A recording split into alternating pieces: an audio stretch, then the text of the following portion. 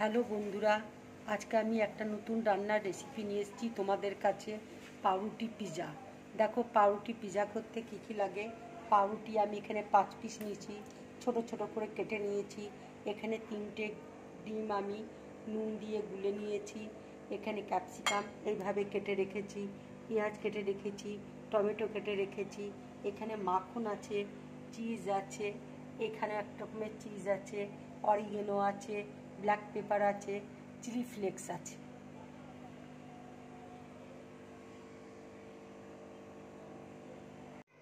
এবার আমি ফ্রাই প্যানে অল্প তেল দিচ্ছি,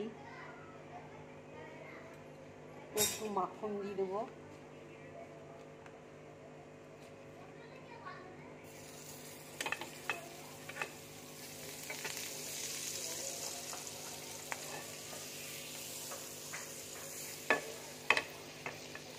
এবার আমি পাউরুটিগুলো একটু নেড়ে নেব।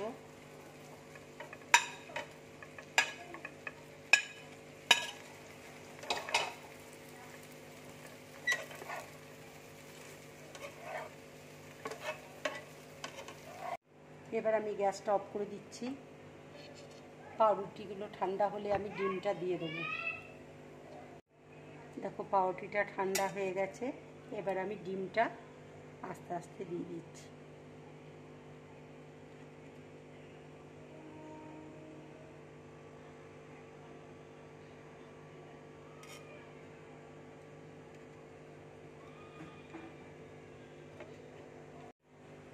এবার আমি গ্যাসটা জ্বালাচ্ছি, একদম লো ফ্লেমে রাখবো গ্যাসটাকে।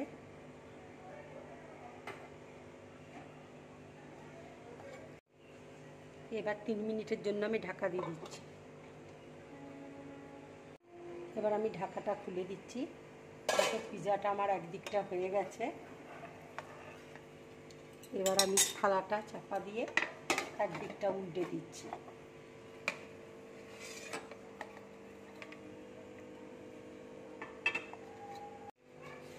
এবার আমি আর একটা দিক বসিয়ে দিলাম।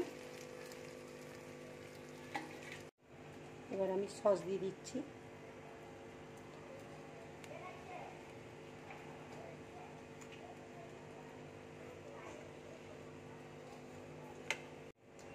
এবার আমি চিজটা দিয়ে দিচ্ছি।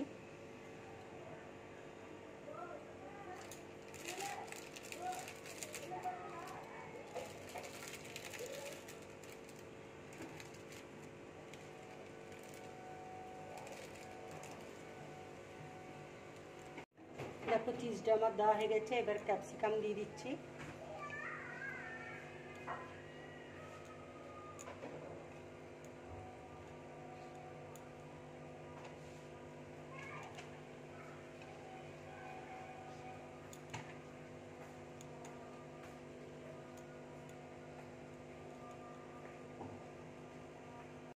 ক্যাপসিকাম পেঁয়াজ দেখো আমার সব দেওয়া হয়ে গেছে।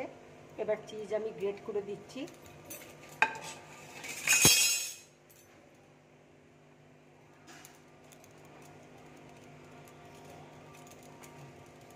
বন্ধুরা এই কাজটা কিন্তু খুব তাড়াতাড়ি করবে তোমরা।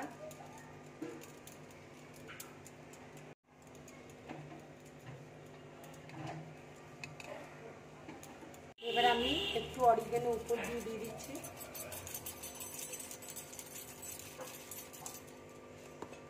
এবার আমি চিলি ফ্লেক্স দিয়ে দিচ্ছি উপর দিয়ে। এবার আমি ব্ল্যাক পেপার দিয়ে দিচ্ছি। গ্যাসটা কিন্তু খুব লো ফ্লেমে রাখবে।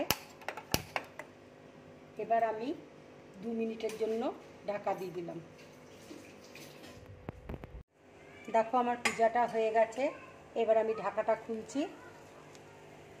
এই দেখো, এবার আমি প্লেটের মধ্যে তুলে দিচ্ছি।